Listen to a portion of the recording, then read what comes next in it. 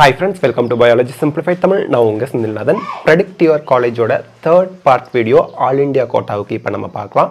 இதுல ஒரு 6 medical colleges-க்கான expected cut-off rank last year என்ன இருந்துச்சு அப்படிங்கறத கடகடன் பார்த்துருவோம். So that உங்களுக்கு உங்க காலேஜை predict பண்றதுக்கு இது ரொம்பவே ஹெல்ப்ஃபுல்லா இருக்கும். ESIC Medical College and PGIMSR Chennai இது ஆல் இந்தியா கோட்டால வரது தான். இங்க வந்து ஆல் இந்தியா கோட்டாவுக்கு இங்க ஃபீஸ் நமக்கு தெரியும் 1 lakh rupee per yearக்கு. அதே போல நீங்க வந்து 5.5 years முடிச்சதும் 1 year bond இருக்குங்க. சரி, இங்க ஆல் இந்தியா கோட்டாவுக்கு கட் ஆஃப் மார்க் ரவுண்ட் 1ல 8259வது ஜெனரல் ரேங்க் வரைக்கும் கிடைச்சது. ரவுண்ட் 3ல 14323வது ரேங்க் வரைக்கும் கிடைச்சிருக்கு. OBC நான் கிரீமி லேயருக்கு 12281வது ரேங்க்ல இருந்து 17040வது ரேங்க் வரைக்கும் சீட் கிடைச்சிருக்கு. இந்த இடத்துல எல்லா ரேங்க்குமே all India quota rank, not category rank. உங்க நீட் ஸ்கோர் கார்டில் பார்த்தீங்க அப்படின்னா ஆல் இந்தியா கோட்டா ரேங்க்னு இருக்கும். நீங்க இந்த ரேங்கை கேட்டகரி ரேங்கோட கன்ஃபியூஸ் பண்ணிக்காதீங்க. All ranks are all India quota rank. Economically weaker செக்ஷனுக்கு 12696வது ரேங்க்ல இருந்து 23651வது ரேங்க் வரைக்கும் சீட் கிடைச்சிருக்கு. எஸ்சி ஸ்டூடெண்ட்ஸ்க்கு 64473வது ரேங்க்ல இருந்து 1,26,347வது ரேங்க் வரைக்கும் சீட் கிடைச்சிருக்கு. எஸ்டி ஸ்டூடெண்ட்ஸ்க்கு 1,14,489வது ரேங்க்ல இருந்து 1,26,252வது ரேங்க் வரைக்கும் சீட் கிடைச்சிருக்கு. அடுத்து நம்ம பார்க்கறது Erode medical college IRT Perundurai. இங்க வந்து அன்ரிசர்வ்டுக்கு 11,705வது ரேங்க்ல இருந்து 16,290வது ரேங்க் வரைக்கும் சீட் கிடைச்சிருக்கு.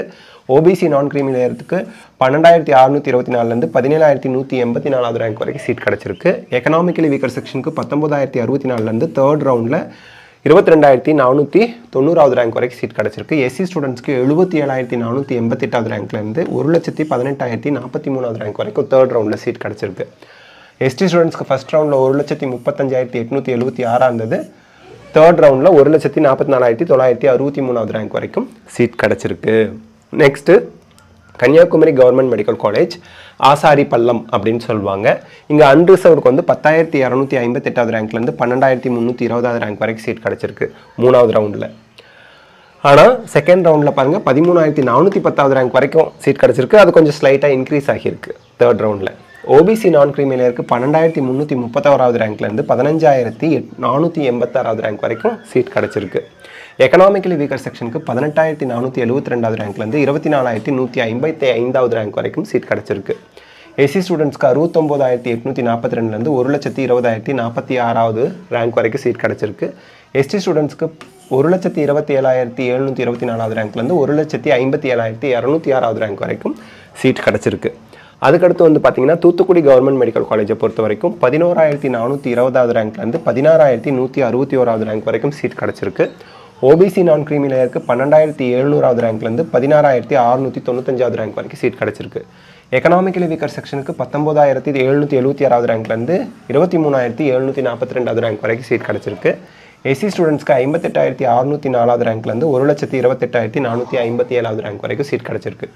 எஸ்டி ஸ்டூடெண்ட்ஸ்க்கு 1,31,306வது ரேங்க்ல இருந்து 1,66,755வது ரேங்க் நாலாவது ரவுண்ட் வரைக்குமே சீட் கிடைச்சிருக்கு. This is about Thoothukudi government medical college. Thoothukudi government medical college. Next நம்ம பார்க்கறது வெள்ளூர் கவர்மெண்ட் மெடிக்கல் காலேஜ். இங்க வந்து பாத்தீங்க அப்படின்னா 655 மார்க், அதாவது 5,527வது ரேங்க் ரவுண்ட் 1ல, ரவுண்ட் 4ல 22,609வது ரேங்க் வரைக்கும் சீட் கிடைச்சிருக்கு. OBC நான் கிரீமி லேயருக்கு 8,613வது ரேங்க்ல இருந்து 22,877வது ரேங்க் வரைக்கும் சீட் கிடைச்சிருக்கு.